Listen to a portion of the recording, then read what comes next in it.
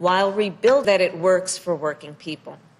And we will do it by protecting the health and safety of our workers and creating millions of good-paying union jobs, from auto and construction jobs to domestic workers and caregiving jobs to service and hospitality jobs.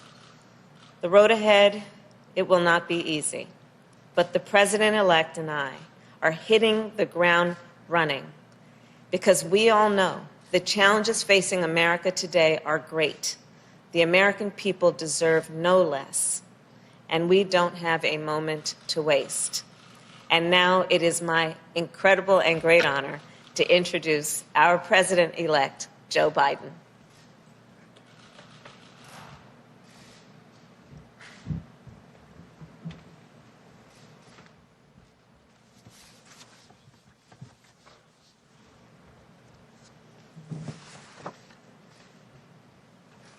Thank you very much. Good afternoon. Vice President Harris and I, as she indicated, just met with a group of America's top business leaders and labor leaders. And I must tell you, it reinforced what I thought from the beginning. We're ready to come together. The unity was astounding. I want to go back and talk about the people who actually participated in that.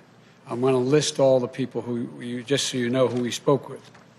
Number one, there was Mary Barra, CEO of General Motors, Brian Cornell, CEO of Target, Mr. Nadell, CEO of Microsoft, Rory Gamble, President of the UAW, Mary Kay Henry, President of SEIU, Mark Perone, President of the UFCW, Lee Saunders, President of AFSCME, and Sonia Singhal, President of GAP, Richard Trumka, President of the AFL-CIO. It was really encouraging, quite frankly, to get people, business and labor, together, agreeing on the way forward, which I'm convinced the American people will be ready to do when they hear what we have in mind. And I'm very pleased that they all came together around the same table to advance areas of common ground, and we agreed we're going to continue these conversations. They represent very different perspectives, but I'm convinced that we can all come together around the same table to advance areas of common ground, which are really, I wish you could have all heard the conversation. It was really encouraging. And that's what we were ready to discuss today. We all agreed that we want to get the economy back on track. We need our workers to be back on the job by getting the virus under control. We're going into a very dark winter. Things are going to get much tougher before they get easier. And that requires sparing no effort to fight COVID so that we can open our businesses safely, resume our lives, and put this pandemic behind us. It's going to be difficult, but it can be done. And they all agreed. That means rallying the country behind a national strategy with robust public health measures like mandatory masking, widely available testing with rapid results, scaled-up production of life-saving treatments and therapeutics, and safe, equitable, and free distribution of the vaccine. It's great news that Moderna and Pfizer have each come up with vaccines that are in excess of 90% effectiveness. And getting the vaccine and a vaccination, though, are two different things. Everyone on our call today and our Zoom today agreed that the sooner we have access to the administration's distribution plan, the sooner this transition would be smoothly moved forward. And, you know, as we battle COVID, we also have to make sure the business and workers have the tools, the resources, the national guidance, and health and safety standards to operate safely. And we can do that. We can bring Democrats and Republicans together, work with business and labor to deliver those necessary resources. And for millions of Americans who've lost hours and wages or have lost their jobs, we all agreed on our call that we can deliver immediate relief and a need be done quickly. Affordable health care for millions of people who have lost it or are in danger of losing it. Child care, sick leave, family leave, so workers don't have to choose between work and family. Corporate America agreed on this today, the folks on the call. We need support to support small businesses and entrepreneurs that are the backbone of our communities, but are teetering on the edge. And we all agreed on the urgent need for funding for states and localities to keep frontline workers and essential workers on the job.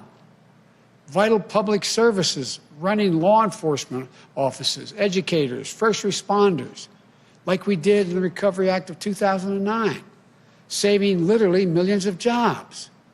There's a reason why the federal government is able to run a deficit, because the states must balance their budgets, and they're in real trouble. You're going to see hundreds of thousands of police officers, firefighters, first responders, mental health clinics. You're going to see them going out of business. Right now, Congress should come together and pass a COVID relief package like the HEROES Act that the House passed 6 months ago.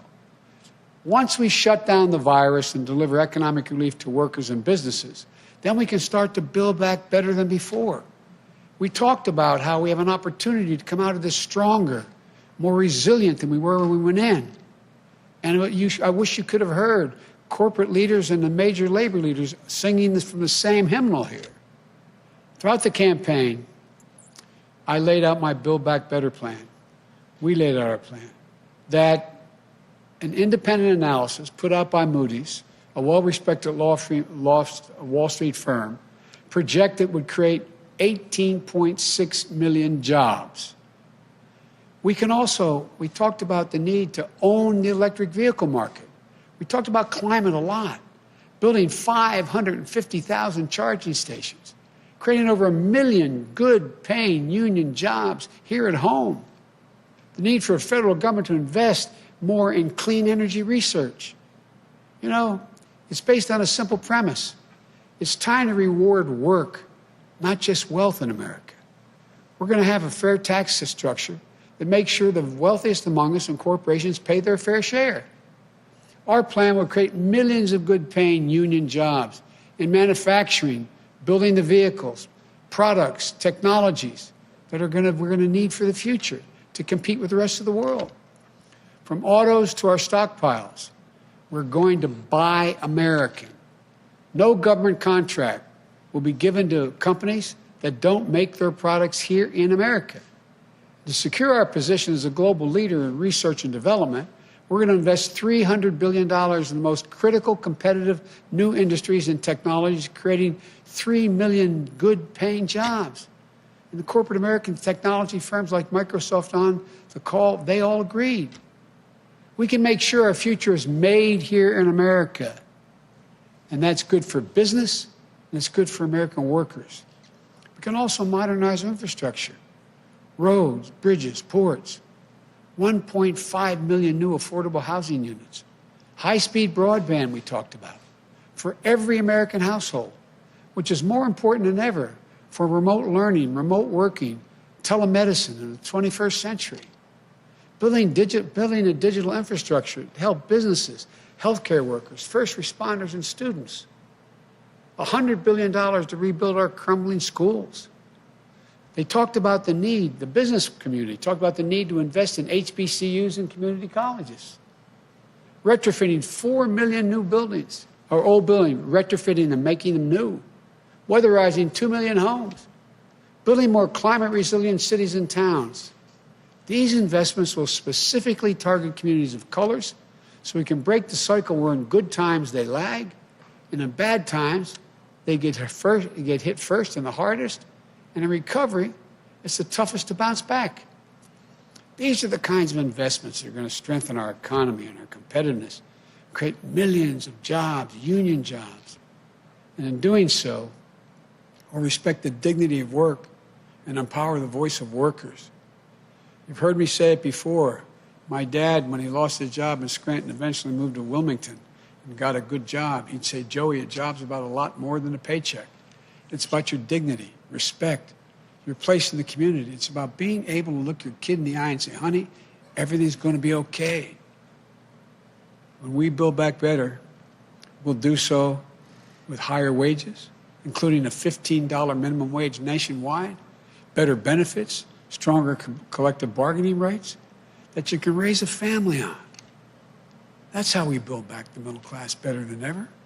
That's how we make sure workers are treated with the dignity and respect they deserve. I can go on. You can tell I was very encouraged by our conversation. But the point is this. There's so much we can do. The only way we do any of this is if we work together. I know we can do this. For example, on the call, I made it clear to the corporate leaders. I said, I want you to know I'm a union guy. Unions are going to have increased power. They just nodded. They understand. It's not anti-business. It's about economic growth, creating good paying jobs. 11 years ago, when Barack and I took office during the Great Recession and implemented the Recovery Act that saved us from another Great Depression, we didn't see a map in red and blue states. It was the United States of America. We didn't care whether the city had voted for us or against us. The state voted for us or against us. We worked with everyone, and we recovered and rebuilt together as one nation. We can do this again. The refusal of Democrats and Republicans to cooperate with one another is not due to some mysterious force beyond our control. It's a conscious decision. It's a choice that we make. If we can decide not to cooperate, then we can decide to cooperate. I believe this is in part the mandate from the American people, part of the mandate they gave us. They want us to cooperate. They want us to deliver results. And the choice that Kamala and I will make is that we're going to do that. That's why I'm so pleased today we were able to bring together business and labor leaders to make the choice jointly with us. We're all Americans. Now let's get to work. As I've said many times, thank you, may God bless you, and may God protect our troops. I understand now I'm going to take some questions. Megan, fire away.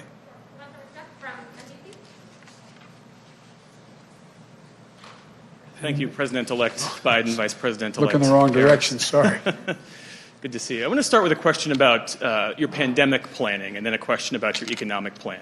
You spoke about the need to access the outgoing administration's COVID vaccine distribution plans. What do you see as the biggest threat to your transition right now, given President Trump's unprecedented attempt to obstruct and delay a smooth transfer of power? More people may die if we don't coordinate. Look, as my Chief of Staff, Ron Klain, would say, who handled Ebola, a vaccine is important.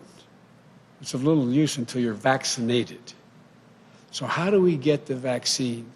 How do we get over 300 million Americans vaccinated? What's the game plan? It's a huge, huge, huge undertaking to get it done, prioritize those greatest in need, and working our way through it, and also cooperate with the World Health Organization and the rest of the world in dealing with this. And so they say they have this warp speed program that not only dealt with getting vaccines, but also how to distribute this. If we have to wait until January 20th to start that planning, it puts us behind over a month, month and a half. And so it's important that it be done, that there be coordination now or as rapidly as we can get that done. On the economy, the Vice President-elect talked about having an economy that works for working people. One thing I didn't hear you talk specifically about is canceling student loan debt. Does student loan forgiveness figure in your plan? Would you take executive action to achieve it? It does figure in my plan. I've laid out in detail. For example, the legislation passed by the Democratic House calls for immediate $10,000 forgiveness of student loans. It's holding people up. They're in real trouble. They're having to make choices between paying their student loan and paying their rent, those kinds of decisions. It should be done immediately. In addition to that, as you know, I think that everything from community college straight through to doubling Pell Grants to making sure that we have access, free education for anyone making under $125,000 for 4 years of college. And there is a program that exists now under the law that forgives student loans for being able to engaging in public service. I'm going to institute that fundamental change in that so it's able to be available to everyone that in fact is engaged. It's not being very well managed right now. So I'm going to do all of those things. Thank you.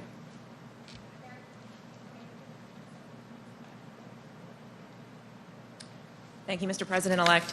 You just spoke of some of the dangers of the president's continued stonewalling of this transition, but it doesn't appear that the president is going to come around anytime soon and admit defeat. So what are you going to do? What options do you have to try and ensure that you are ready to go on day one? Deal with every individual organization in the country, from business to labor, Republicans and Democrats, to try to pull together a serious and consistent plan. So we're ready on day one, everything from staffing to ultimately naming cabinet members to moving along on coordinating with business and labor the COVID attack, how we're going to attack COVID.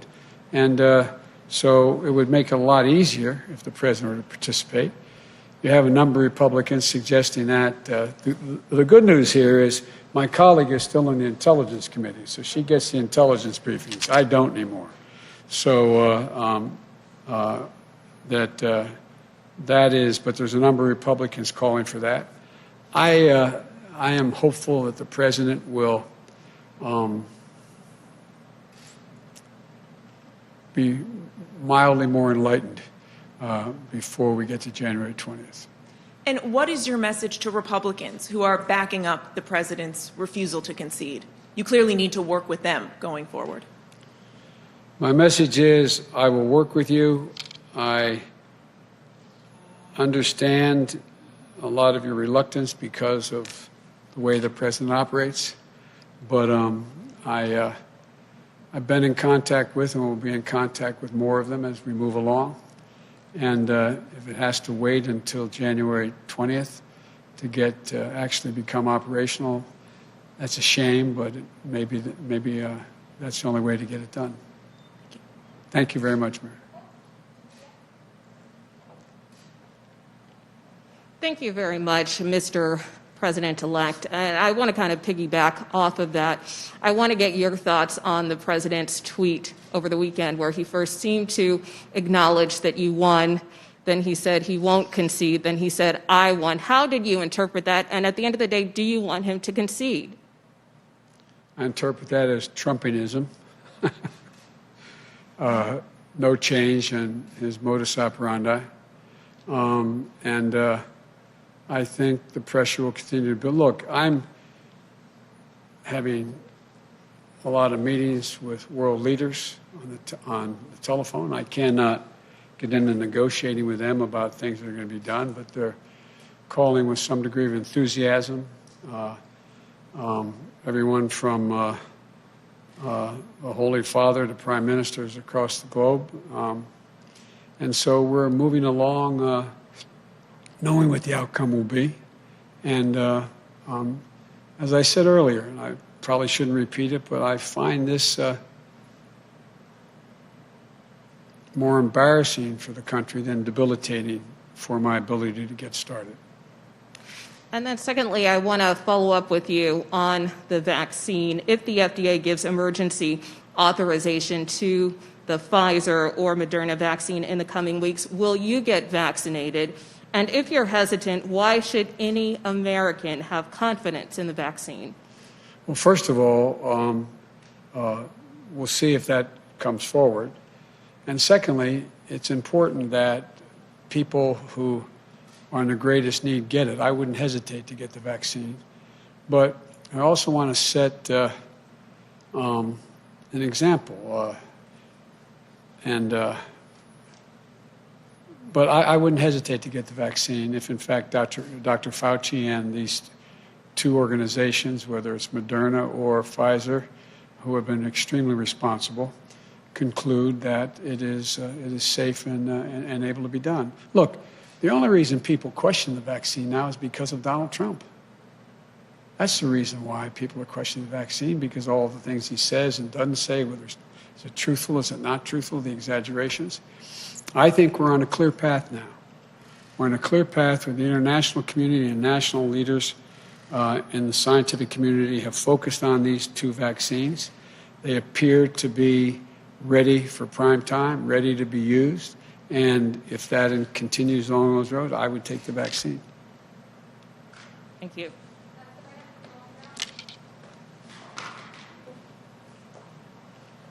Thank you, Mr. President-elect. You have been urging the American public to continue practicing social distancing and wearing a mask, but with cases skyrocketing across the country, do you think that more governors should be closing non-essential businesses and reinstating stay-at-home orders? Look, it depends on the state. What I what I failed to mention earlier is the enormous respect I have for conservative Republican governors who stepped up and issued mandates for wearing masks. In North Dakota, the idea, one of the leaders in this area has been the Republican governor in Ohio. In addition to the folks who've already been leading, like the governor of Michigan. The idea that the president's now existing, remaining advisor on COVID is saying that they should resist. What the hell's the matter with these guys? What is the matter with them? Resist. Every major individual of any consequence in the health field is saying we can save 100,000 lives just between now and January 21st by wearing these masks. It's going to take a while for the vaccine to be able to be available, distributed, and get to people. We're talking about 350 to 400,000 people dying? What are they doing? It's totally irresponsible. Irresponsible. And so I compliment the governors who stepped forward, who have been stepping forward, but also the Republican governors who stepped forward. I left out the governor of Utah, very conservative state, governor of North Dakota, and all the Democratic governors who've been doing it all along. I just ask a rhetorical question. Do you guys understand this? Does anybody understand why a governor would turn this into a political statement? It's about patriotism.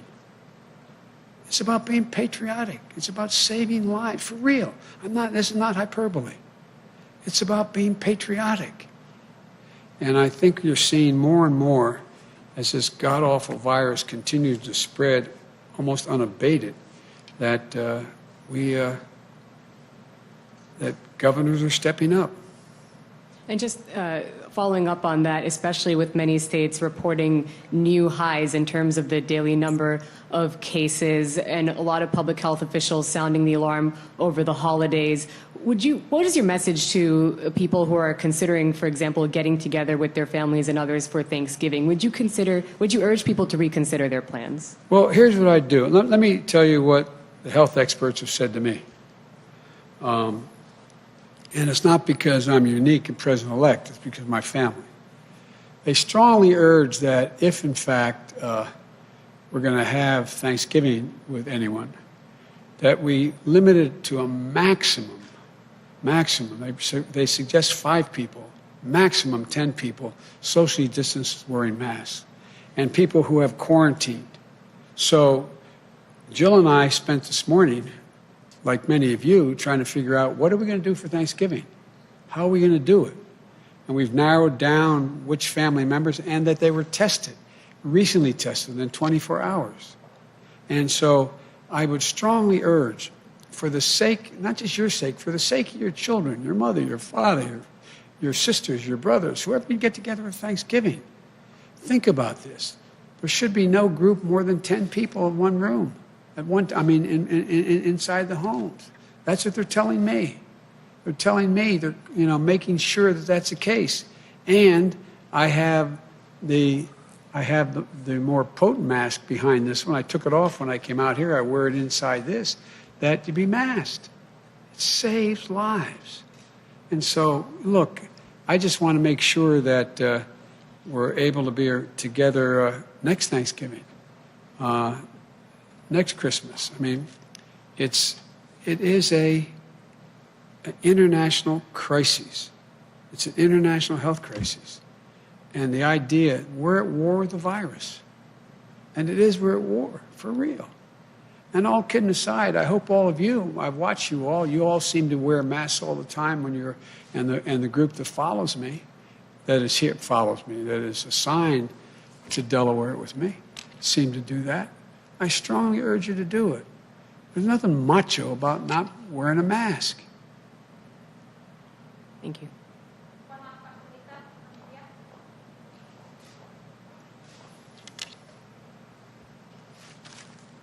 Thank you, Mr. President-elect, Madam Vice President-elect.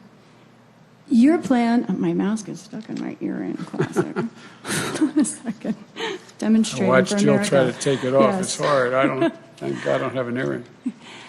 Your plan that you've outlined just now about 1 million union jobs, clean energy jobs, investments in HBCUs, those are things that take time. We have a problem with long-term unemployment that's growing fast right now. What would you do right away, specifically, to address jobs that may not return for months, may not return ever, including in communities of color? What I would do, I would pass the HEROES Act. It has all the money and capacity to take care of each of those things. Now, not tomorrow, now. And the idea the president is still playing golf and not doing anything about it is beyond my comprehension. You'd at least think he'd want to go off on a positive note. But what is he doing? And there's virtually no discussion. And the Republican, we're told, I don't know if it's true. You may know, Senator, but there's 22 Republicans say they won't vote for anything. Well, there ought to be at least a dozen of them have the courage to stand up and save lives and jobs now. We should be doing it now, keeping those businesses open, providing the PPE, the protective equipment, as well as the PPP, the money that we allow people to get funding to keep their businesses open, everything from separation to testing to a whole range of things that allow businesses to open and stay open. That's what the plan was at the beginning.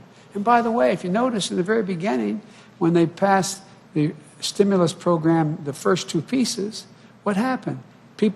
Businesses were staying open. And then when they weren't open, they were still able to make people able to get paid. But look where they are now. People are running out of unemployment insurance. What are they going to do? 20 million people are on the verge of losing their home because they can't make a mortgage payments. You have a larger number being kicked out and will be kicked out in the street because they can't pay their rent. And by the way, it's not just the renter, it's the outfit that owns the building. A lot of them aren't multimillionaires. They're running small operations. How can they do it? This is about keeping Americans afloat.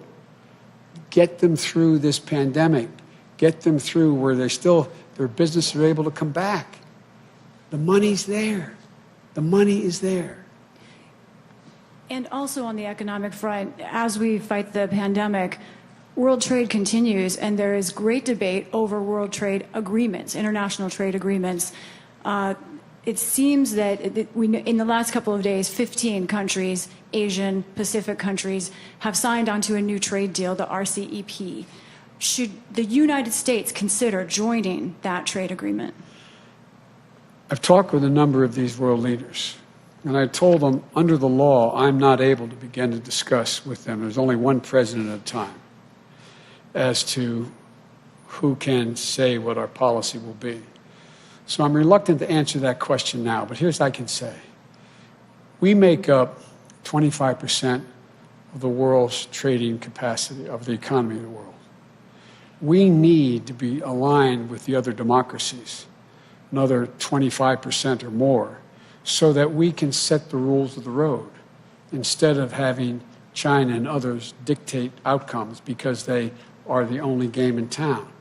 And so, but what I'm insisting on, and what I've been asked by world leaders as to what I would do, without getting into detail, I've said, but I want you to know that there are three things that are going to happen if I'm elected.